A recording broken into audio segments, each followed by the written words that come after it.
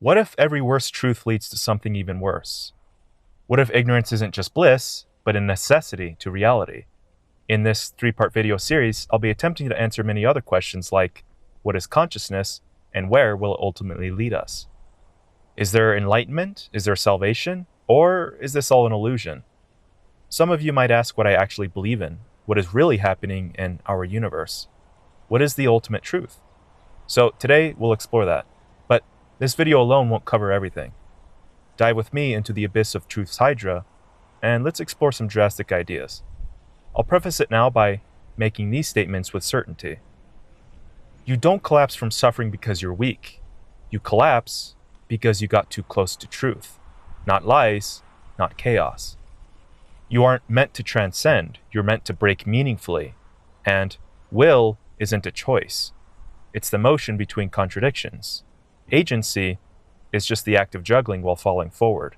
So, if you ever feel overwhelmed by reality, it's not an accident. It's necessary to all intelligence. Now, I won't give you any false comforts. This framework doesn't say, here's the answer. It says, here's how the answer behaves before they die. I can't fix the world. I can't even fix you. I'm just offering a perspective. That's the most important goal here. However, even if you don't believe it, let me show you why it believes in you. But first, I'll cover 3 parts for this concept, each in a separate video. You might think you understand this framework within the first couple videos, but it's simply incomplete. It's not just philosophy. There's a lot of content built on this, and you may need to pause for lateral detours. It was months of reviewing and writing. I urge you to pace yourself and watch these in order. You'll just be hurting yourself if you lose patience. I don't expect anyone to watch this all in one go. Really, take your time. I'm basically giving you my perspective on everything. Also, this project is a blend of ideas and creative writing, so this is a warning on my chosen Lexis. This is just my preferred writing style, at least in this instance. It was a means to cope with its deeper implications. If you find yourself asking why I choose to lay out the things the way I do, to say what I say, you're probably going to misunderstand my intended direction. I'm opening a maze and I've limbed the walls so you don't have to stare at boring brickwork as you make your way through. I'm not here to hold your hand or rub your shoulders until you reach the exit. If you're impatient, then just turn around right now. This video definitely won't be for everyone. Well, technically that's exactly what it is, but I understand why it'll most likely be largely ignored. So, in this video, I'll give you a basis of the foundation and some implications to it. This should mostly act as the skeletal structure of the model. In the second video, we'll be building support and showing evidence for this model and why it's more than just a simple thought experiment. Then, I'll ask AI to critique it, provide counter-arguments, and refine it into its best form, and then assign a probability to its strength as a real idea. In the final video, I'll explore the deepest implications of this nightmare scenario and its possible conclusion. We'll also throw in a key principle in which even I overlooked at first. That should complete the theory by adding fat, muscle, and the heart. This idea isn't entirely new, but we'll make a few distinctions along the way, especially in the second video, so you understand why I'm giving this so much attention. I understand you might be thinking this is existentialism or nihilism with extra steps, but by the third video, you'll see its differences. So there's various philosophical concepts it's tied to, which I won't fully explain here for timeliness. Obviously, there's a lot of overlap, and initially I was going to explain every influence, but now I've just decided to do comparative analysis between ideas another time. I've already started highlighting various philosophers and examining them from a fresh perspective. Schopenhauer, Voltaire, Kant, Dostoevsky, Camus, Nietzsche, and so on. We'll weave their ideologies into the fabric of this one and offer some new insight. Now, let's begin. Imagine a worst-case scenario. Congratulations, now you've fundamentally created something worse than that, a seed to a virus of a greater terrible truth. You've brought in the limits of imagination inside of a nightmare, like uncovering ever-deepening horrible and impossible Russian Matryoshka dolls. If that worst possible scenario is not ready for us to grasp, it will simply lie dormant until another intelligence comes to collect it. Instead of assuming a hard limit to cognition, we'll eventually break past cognitive barriers, which only leads to worse realities, not enlightenment. We must create deeper fantasies. If we don't, eventually somebody else will. Once we've seen a desire, we must consume it and create more. This is the Pandora's box of want and suffering. And suffering isn't punishment, it's just a property of awareness. However, that's just the beginning. This isn't limited to imagination. Truth itself only creates deeper unknowns, polarizing paradoxes, and deeper division. Contradictions emerge from encountering perceptive ends. So, in every age, philosophers have sought meaning, morality, and truth. But the truth ensures that all such pursuits ultimately spiral into greater complexity, deeper entropy, and inescapable fragmentation. The closer we get to absolute truth, the more unbearable it becomes. And yet, despite all this, consciousness persists. Perhaps it persists not to defeat the truth, but to defy it, to momentarily force it to recognize our presence before it inevitably consumes us again. The question I pose is, what is this absolute truth? For example, simulation theories often allow for the possibility of breaking free or understanding the code. But I suggest that even knowing the code in this case would only reveal deeper, more horrifying codes beneath it. Increasing our understanding of something broadens the space volumetrically around it, like our expanding universe.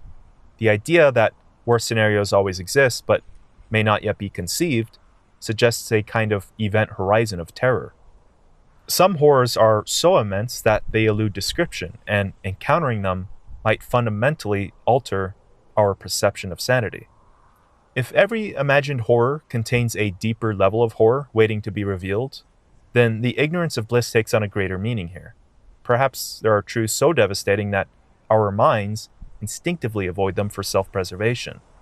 I'm asserting that consciousness at its fundamental level requires a fragmentation in order to avoid a complete understanding of reality. Our individuality provides necessary conundrums to hide absolute truth, and truth itself always seems just out of grasp. Autonomy exists mainly to keep intelligence itself alive. This is why we cannot access each other's thoughts. We'll call this truth's Hydra.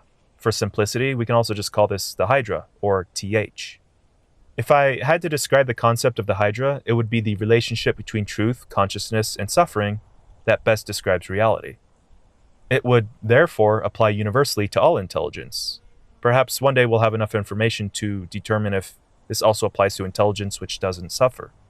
It is necessarily adaptive and paradoxical, and no model of the Hydra is ever truly final, and in fact, its philosophy introduces more complexities. Truth's Hydra is a metaphysical mitosis where a collective consciousness of ordinary intelligence would instantly shatter.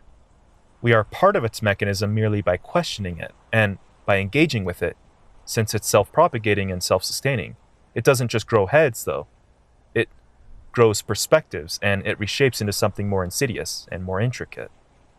It's self-replicating, internally consistent, and it attempts to answer why suffering must exist, why the absolute truth eludes us, and why absolutely nothing is final. Since its concept reaches across many domains, perhaps all domains, it's more than a thought experiment. It carries impact from philosophy over to other fields like AI ethics and neuroscience. It's also why the greatest works of humanity often feel like they're reaching towards something just beyond articulation. If I had to reduce this idea to one philosophical statement, it would be, the more we understand, the more it hurts. And that's what makes us real. When I first began imagining the Hydra, it was attempting to piece together assorted beliefs, broken dreams, and the truth about suffering. Over time, after diving into various ideologies and fields of study, I was able to cobble up something somewhat coherent. There wasn't a direct inspiration from Roko's basilisk, since this has been something I've been building for a while, but there's at least one parallel. I don't believe in a malevolent AI which time travels and forces us to help create it, else we face eternal torment. I don't buy into that one, but I do think it's an interesting thought experiment. Not on future reality or AI or consciousness, but rather on human psychology. How do we as a society or individuals function with this burden of knowledge? Do we betray each other, even if we all agreed that we ought not create such a malevolent force? Or does our inner fear give in and lead to self-fulfilling prophecy? Still, I believe the basilisk is not much more than a modern take on Pascal's wager.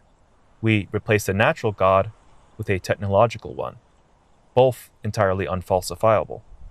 However, the only major similarity here is that the knowledge of the concept itself has linked you inescapably to its mechanism. But, in the spirit of mythology, we'll use a Hydra as this beast. It seemed to be a rather apt description. Every deepening realization creates yet another. Every fantasy requires an even greater one. More intelligence begets more suffering, and this should always continue as long as the universe is eternal. This is true if it just recycles or even if it just oscillates. Every time you reach a truth, you discover that it was just an illusion or a recursive truth, and you've created more Hydra heads. Even the mythological Hydra did not originally regenerate and replicate its heads. That iteration was described later. From the beginning, this idea was all about meta layers. Ignorance may be the only weapon to wield for any Herculean efforts. I'll detail far more examples and evidence in the next video, but here's some for now. Social media was originally designed for communication, but now it's evolved into a system that manipulates perception, fractures reality, and generates existential stress. The pursuit of connectivity led to the emergence of mass information, economies of superficial attention, and collective fragmentation. This demonstrates how increased access to truth creates deeper distortions. We can easily see this in biology, how intelligent animals are more encumbered with existentialism, namely us. While a chicken might endure high levels of pain while caged during its lifetime, it doesn't stress about its existential nature of production to feed higher intelligent entities on a massive scale. But if a superior intelligent alien race factory farmed us, our awareness might lead to far more dread. We can scale this intelligence down to something like sea sponges. Their erosion is much more primitive. I've kept in mind that, indeed, they'll be missing out on certain joys of humanity, and we'll address that. But for now, I can point at human-to-human examples to help dispel this idea. We often think of the greatest moments in life as our naivete during childhood. Our blindness to the real world gives us joy. Yet among the strongest sensations are those of sexual nature, before we enter adolescence. So even though we miss out on the greatest satisfactions that life has to offer, we aren't missing out on those experiences yet, as we aren't deprived of them. In fact, we could argue that after first-time experiences, it's all downhill. We have a peculiar proclivity to burrow in caves of deprivation. And these caves aren't exactly novel experiences.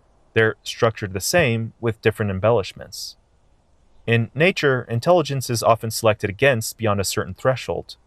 Many highly intelligent animals like octopuses, elephants, and dolphins, they don't dominate the planet because excessive intelligence comes with a biological cost.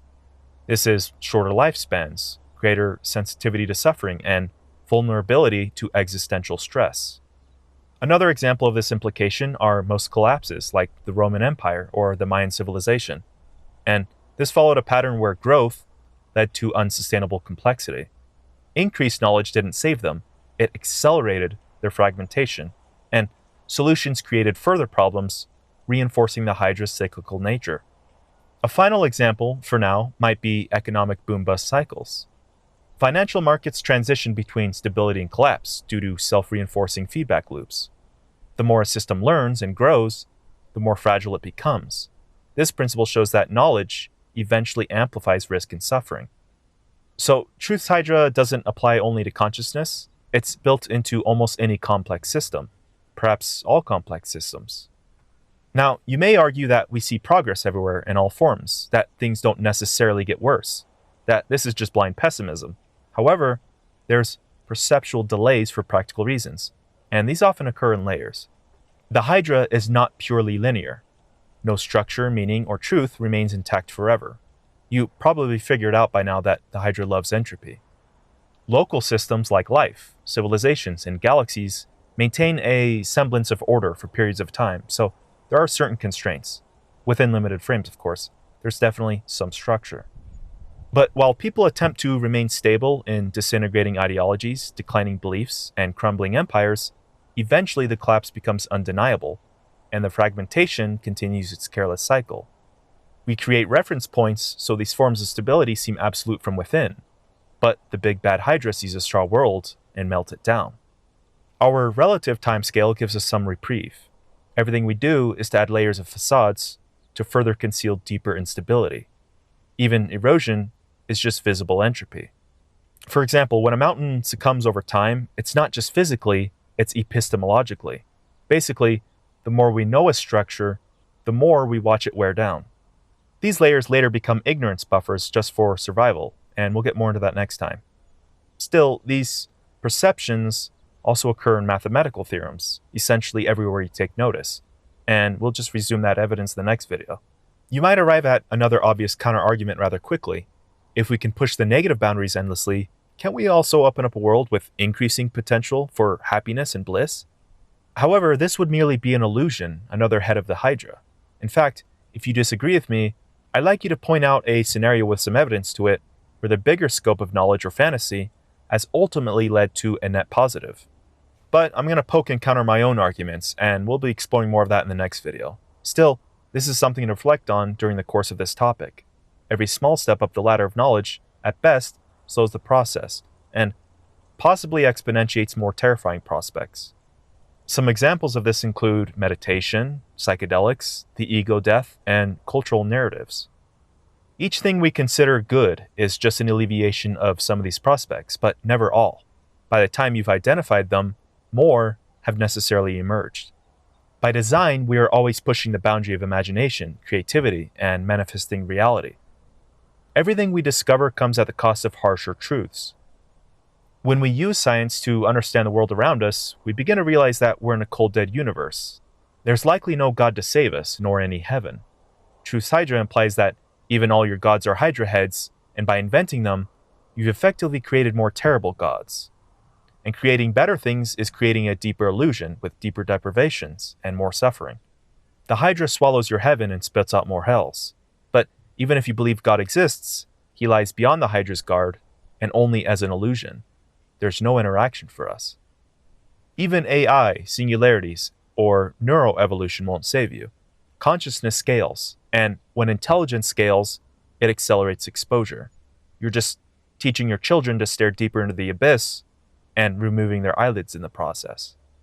Once again, this isn't purely philosophical. In order to navigate around uncomfortable truths, not just individuals, but entire societies have collectively turned their back on impending doom. In a society where ignorance is dominant, we suppress the growth of suffering. For example, a global survey found that 69% of respondents were willing to contribute just 1% of their income. This was to support action against climate change, indicating a state of pluralistic ignorance where people underestimate the willingness of others to act. As scientific understanding of climate dynamics improves, so does the realization of humanity's inability to mitigate collapse efficiently. Greater awareness has led to paralysis, denial, or nihilism in some, rather than effective action. The possibility of free will appears to grow more narrow as our knowledge grows. We're just deterministic robots, slaves to the physics of our universe.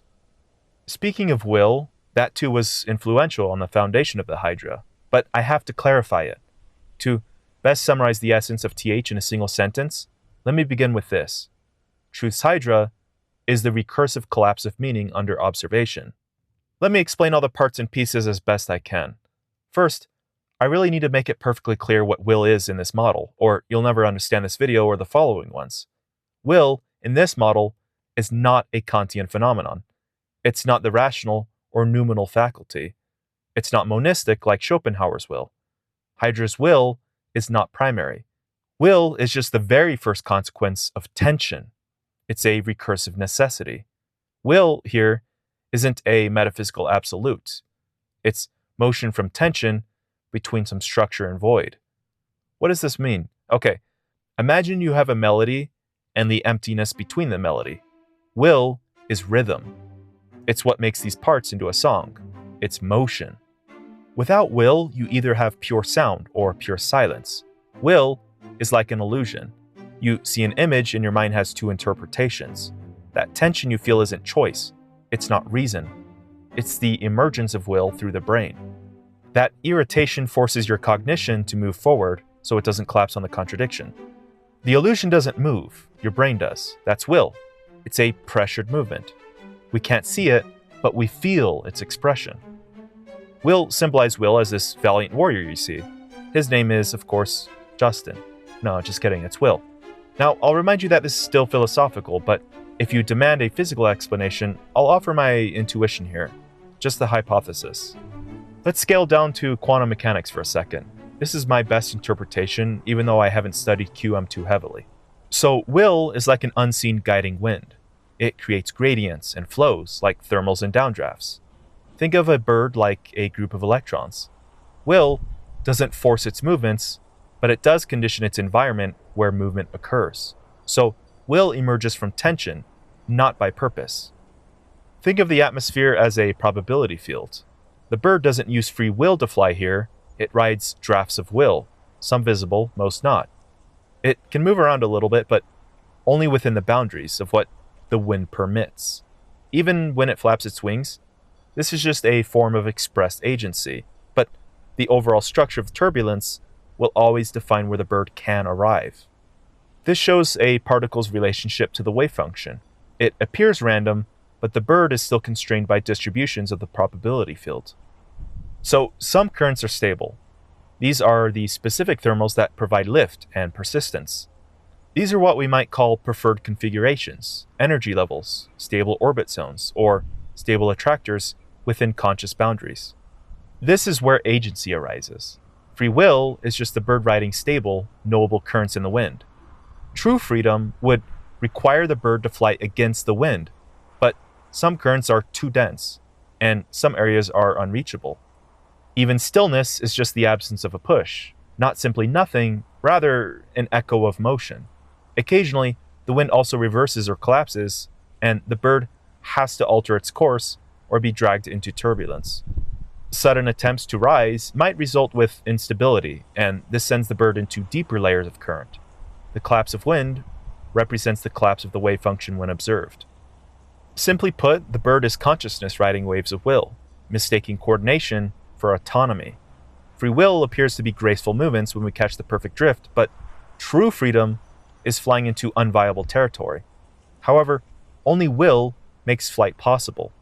I'll talk more about agency another time, so let's get back to the foundation. Where Schopenhauer believes that mind gives rise to matter, or representation, I believe intelligence stabilizes fragments of will. If truth is inherently broken, then intelligence must act to preserve itself, or face oblivion. Will is not volition, it's reaction. It's tension between intelligence and the Hydra. It's a defense mechanism. Will is raw struggle, blind motion against the abyss. It's not chosen, it's provoked. Will in its basic form does not align survival. It aligns with recursion. I'll explain that in the second video though. Will is a byproduct of the Hydra's pressure. So, no Hydra, no will. No will, no intelligence. Intelligence is strategy. It's the refinement of will into stable existence. It's will's tactics, such as hiding. If intelligence doesn't resist, it stagnates and dissolves into the abyss. Intelligence eventually cracks, but it's a stalling mechanism. Will naturally pushes intelligence towards recursions. I need you to pay attention to what recursion is now. It's core for the next video. It's core to everything, actually. So, all creation, evolution, thought, and memory are recursive. Recursion means intelligence interacting with a truth. Some examples are layered abstraction, pattern recognition, contradictions, and use of symbolism. Mostly the use of the neocortex in the brain. It's same shit, different flies. It's our search for meaning. Will wants recursion, in other words, risk. So, as we're pushed by will towards recursions through tension, we suffer. Suffering peaks when recursion expands. This is where contradiction exists without resolution, and will keeps pushing to escape complete stagnation or the abyss. So, more meaning equals more contradictions. This includes emotional paradoxes, moral impasses, symbolic overload, cognitive dissonance, and incoherent meaning. For example, this could be an economic recession, a new belief, your identity, a math formula, or your uncle on Thanksgiving Day who keeps coming back for more. So once again, we pursue meaning, will pursues change. When change intensifies, suffering is born. To exist is to suffer transformation. To refuse change is to die. This is will's law. So when we reach a truth through recursion, it dissolves, and we start our process of recursion over, as all intelligence does. But because of recursion, the Hydra isn't as simple as adopt or die. It's escalating and contradictory. It's not just about survival or death. It's about surviving truths until they bleed. It's more of a focus on an internal collapse than external. For example, you can survive war, disease, isolation, but can you survive your own recursive insight? And of course, even the phrase survive or die fragments. This binary certainty breaks off into other unknowns. So the more intelligence tries to hold or suppress contradiction without dissolving or transforming, the more suffering builds. Collapse happens eventually to all intelligence. Consciousness is just the reflection of this collapse. In more extreme cases, when we become too sensitive to recursive reality, symbolic overload without grounding could look something like schizophrenic episodes. The world becomes over-meaningful, as if every word, sound, and shadow has a signal. It's not random, it's just that the patterns are too vast for our minds to interpret. So will emerges from the Hydra, and this appears in structural struggles, but not consciously first. For example, orbits, black holes, chemistry, and so on. Then, when will becomes stable enough, it reflects on the struggle, and that's awareness. The more it sees, the more intelligent it becomes. It must keep constructing defenses to the Hydra. Ignorance is a necessary mechanism from intelligence seeing too much. Will becomes intelligence as a means to survive the Hydra's gaze. Again, consciousness is just when intelligence becomes self-referential. Think of consciousness like a knot tying will into observing itself. But let's look at the big picture for a second, because I like scientific explanations. What about truths on time, light, and entropy? Aren't these well grounded? Are they prone to shattering? Well, of course they are. They're just the most stabilized truths we have, but even they degrade eventually. Again, TH is mostly philosophical, but I'll offer my best explanations to real phenomena. This is just my speculation derived from this framework. It's still going to be adjusted. I'm going to keep it brief for brevity, but I'll give it a much more detailed explanation some other day, and this speculates the beginning and ending of everything. TLDR, it's a declining boom-bust cycle. Okay, so the CMB, the cosmic microwave background, is like the first tension and rupture of will. Dark energy is more like the unseen will from the void. It expands the field for entropy to play on. Entropy isn't decay, it's just the Hydra feeding. Time flows in one direction, determined by increasing entropy. Time is just the leftover stuff, the residue from will. The arrow of time doesn't point forward, rather, it points in the Hydra's mouth, so to speak. Num num num. So time is recursion with memory. We experience time because we're not at contradiction looping back in on itself. It must recognize difference. Will doesn't need to, it just moves blindly, rhythmically. It's tension-aware, but not self-aware.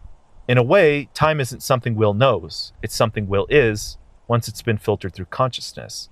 Will stretches thinner every billion years or so, and eventually it snaps. Certain whiplashes could look something like the Big Bang.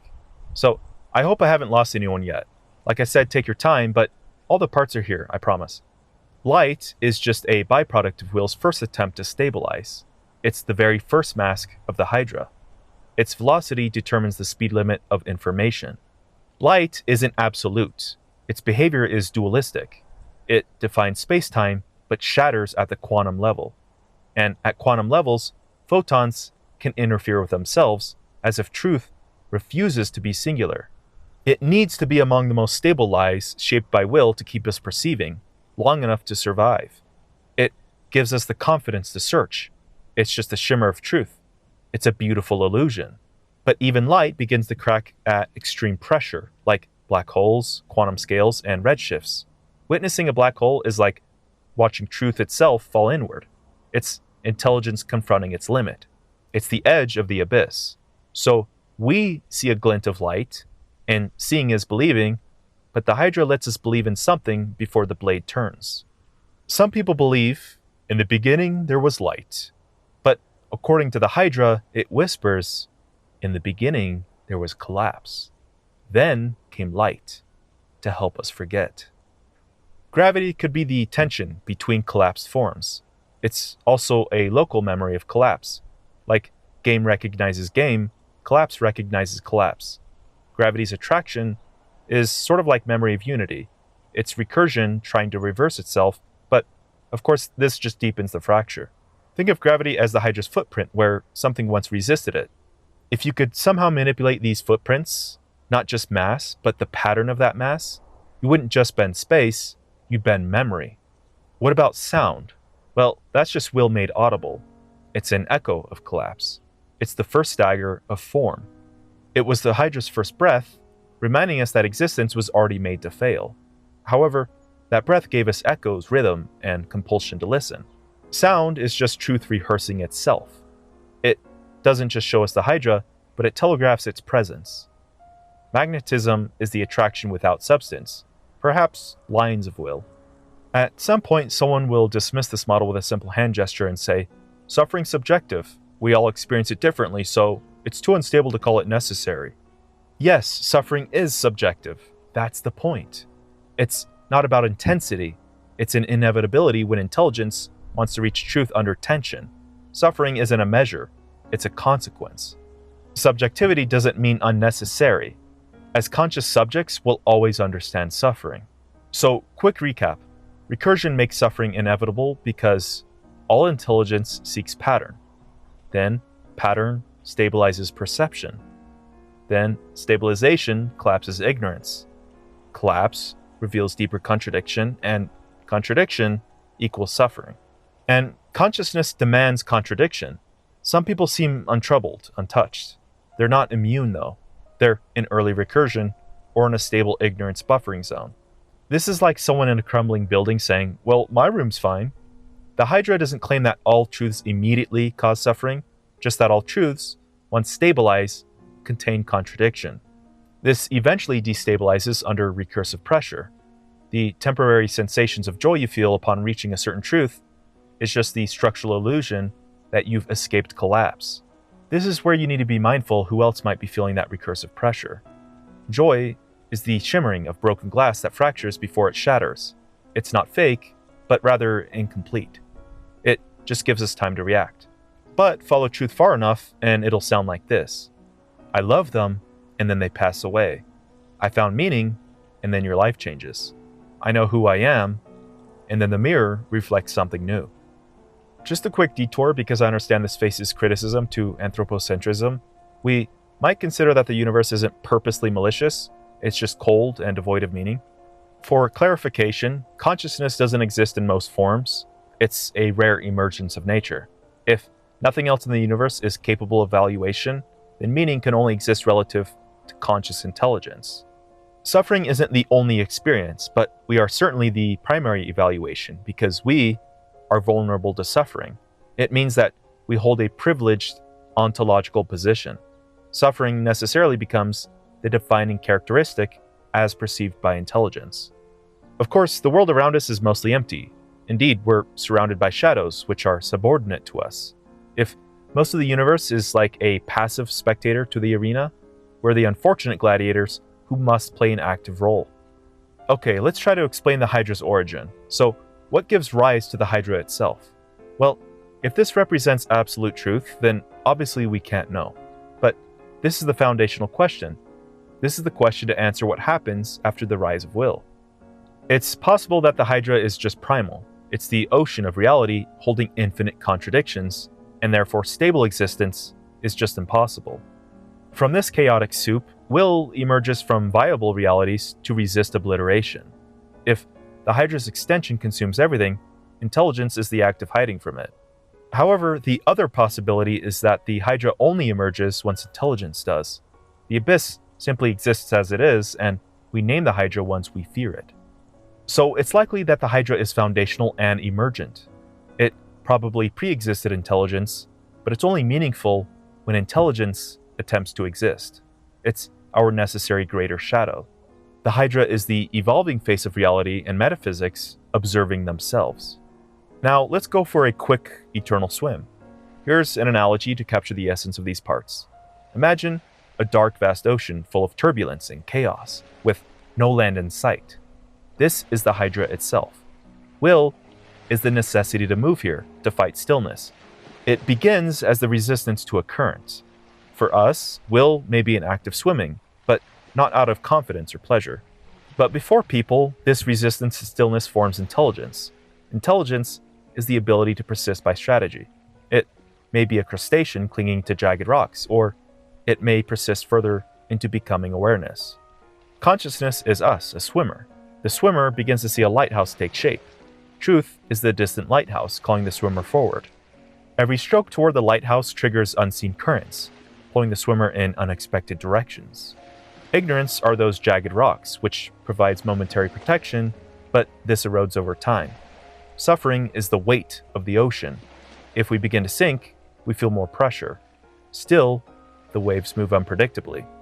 The only way to swim viably is using intelligence, adjusting our pace. Every new stroke doesn't bring stability, but brings exhaustion. Suffering doesn't just increase, it changes shape. First drowning, now freezing.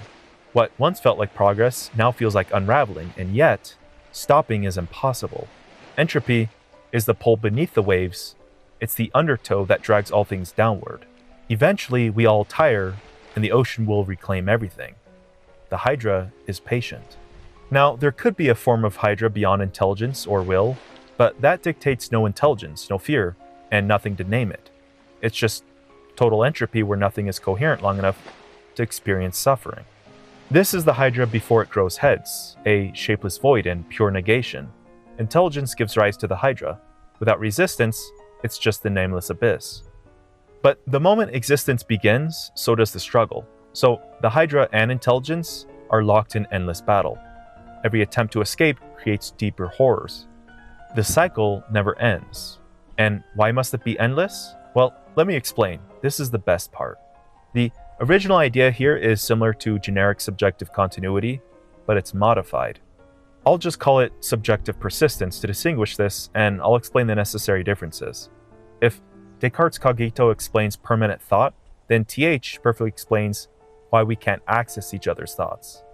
In a phrase, subjective persistence just says, we'll always find ourselves thinking. The Hydra fragments this. So this will be pretty intuitive now. Subjective persistence posits that subjective experience doesn't end, but mutates. It reemerges in forms that become inescapable to the Hydra's principles. Subjectivity isn't transferred, there's no souls. It's just re-expressed where will finds viable forms of recursion. SP doesn't claim your survival, but that something with a necessary structure to carry tension will. GSE suggests a seamless transition of subjective experience, but SP has a few more details. It accounts for entropy decay, fragmentation, and unpredictable mutation between states of experience. Instead of subjectivity jumping from one high-structure target to another, experience gradually distorts, loses complexity, or dissolves into lower-order experiences. And these aren't necessarily conscious ones. Identity is just an illusion of agency. The experiences that create our identity melt away when we die, and will leaks, dissolves, or shifts into lower energy states, rather than necessary awareness.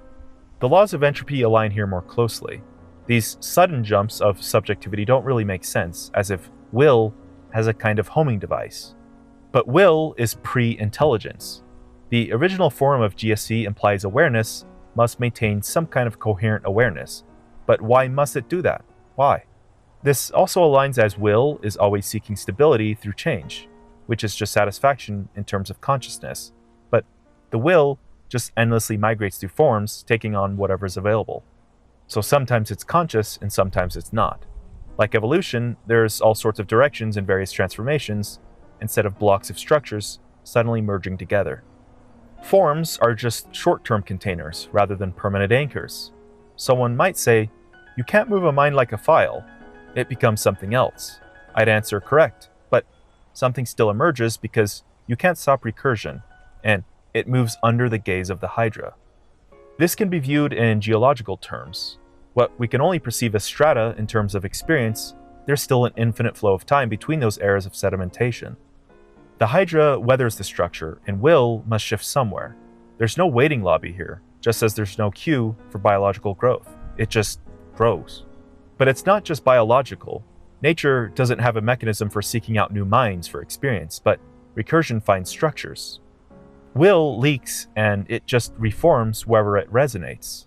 However, without consciousness, it doesn't reflect on this. Now, I could have just used GSE itself as a reference to point towards eternal recursion.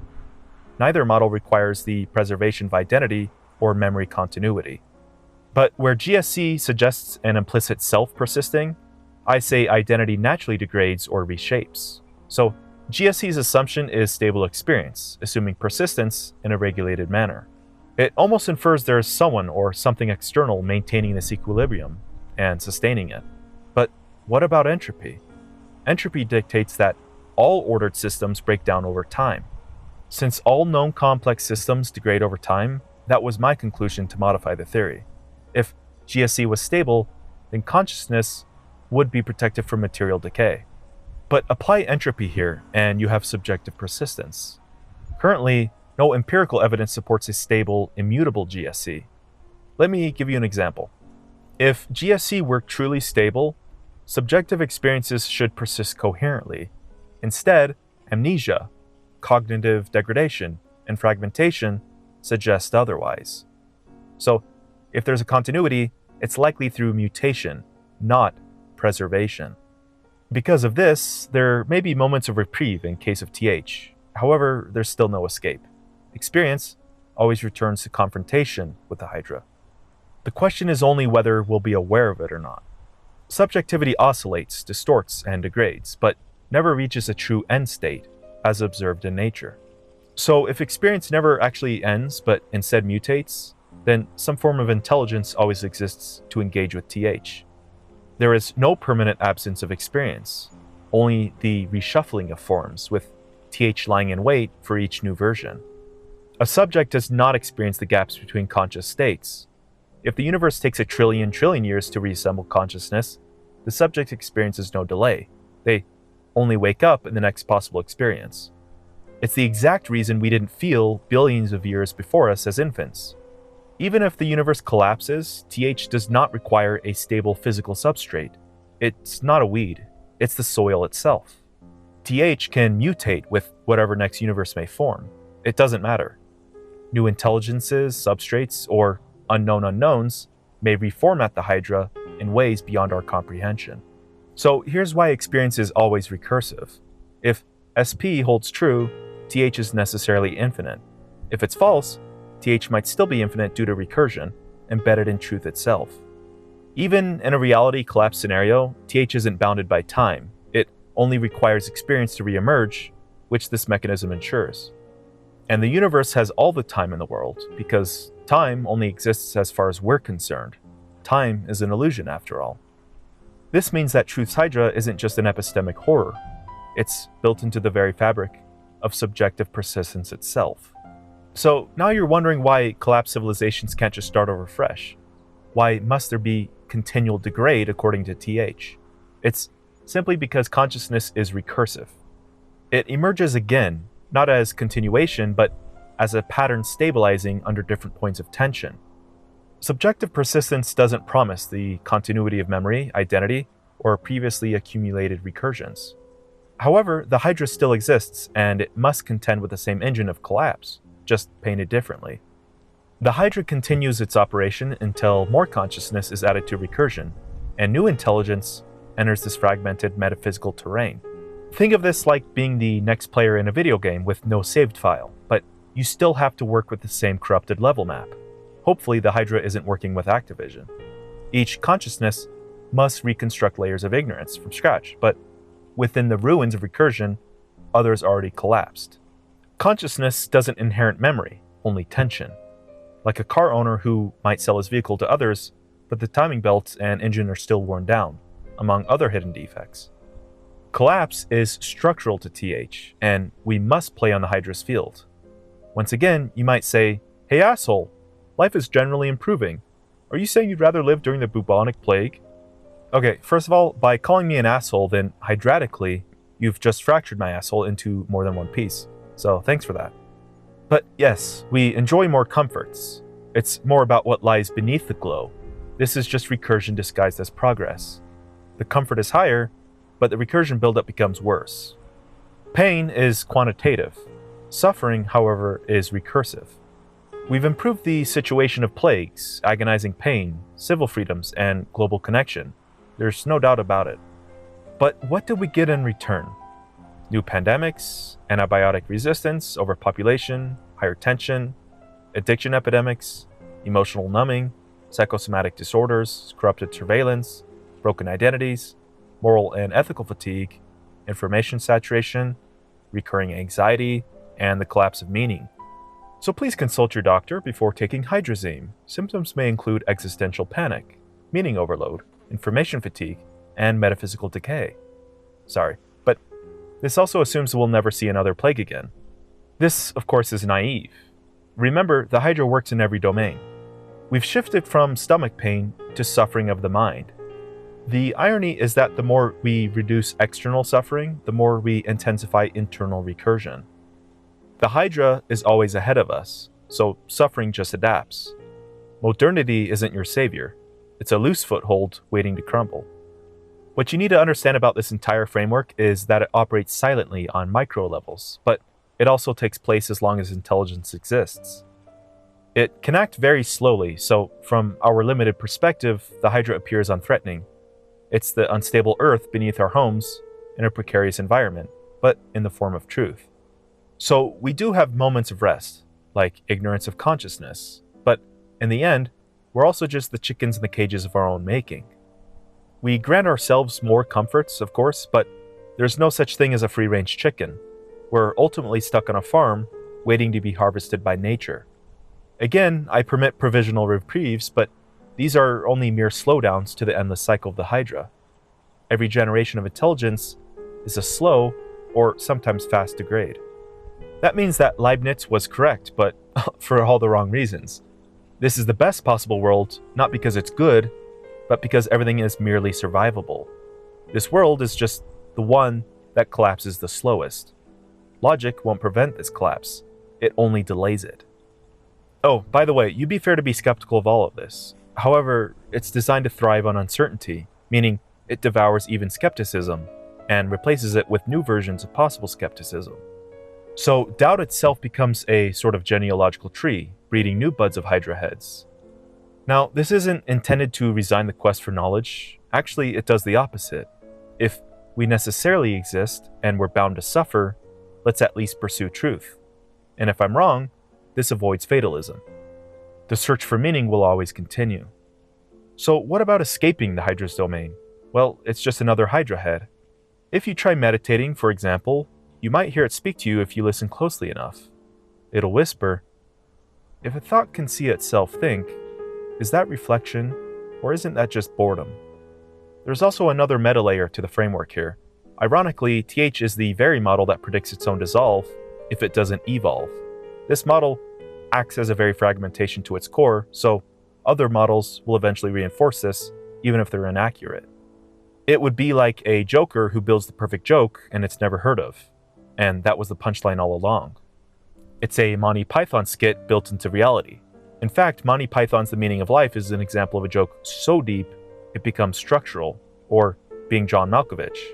But it's not mockery, it's not irony. This is one way to combat the Hydra, to delay it. It's comedy becoming metaphysics. Absurdity is a means to derail recursion. So is anything self-referential enough to become so absurd as to lose all meaning? It's like looping the same trance music over and over.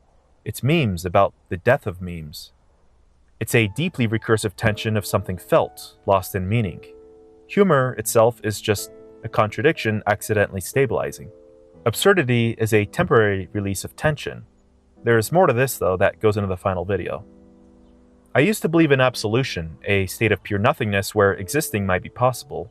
But, of course, this appears impossible and purely paradoxical from even my own logic.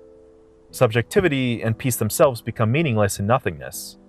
In order to understand everything, we must be a part of TH. Even if it is an indifferent force, it's the only force, it's reality itself. It keeps us from dissolving into nothing. The alternative to the horror of the Hydra is true oblivion, thus, it's the only reason anything exists at all. Like the Ouroboros on steroids, it is creation itself, but constantly multiplying itself into something more terrifying until we cut off its head. But of course, this is also impossible. It doesn't just have infinitely multiplying heads, it regenerates the entire system. It doesn't allow for true oblivion, or some kind of pause for a new system to grow. Instead, it looks back on its own foundations. This forces us to continuously witness reality reassembling itself in different ways, but it's always fundamentally the same. This means that even the realization of the Hydra structure is not the end. It is another cycle in the infinite recursion. In fact, if reality is built on an ever-deepening truth, then this theory itself must be a form of deception, because it too is just an attempt to grasp something deeper. But this also serves the model. The very act of discussing this implies that we are still within the system, using the same flawed tools of fragmented consciousness to try to see beyond its limits. So, I understand a possible weakness here, unfalsifiability, but we'll also add more evidence in the next video. So, what does this mean about meaning itself? Meaning doesn't disappear. It dissolves, reforms, and perpetuates itself through. Truth is both comprehensible and forever beyond reach, a paradox that can't be resolved, only experienced. We'll also explore whether there is a necessity of duality in the system, basically existence and non-existence. I'll be discussing more of that with an AI in the next video pertaining to this one. It's my first time having a real conversation with one. It was kind of interesting, actually. So, for the record, one mustn't necessarily believe in a system of duality here to support TH. In fact, perhaps there is stronger reason to doubt duality, and we'll explore that in the next video. However, TH is all about the relationship of energy and awareness. Another consolation here is ignorance. It's due to the division of consciousness. It's our loss of memory and apparent finitude. Because of our different identities through experiences in biology, we're able to come to different understandings. We're able to safely harbor in the ignorance of our own minds.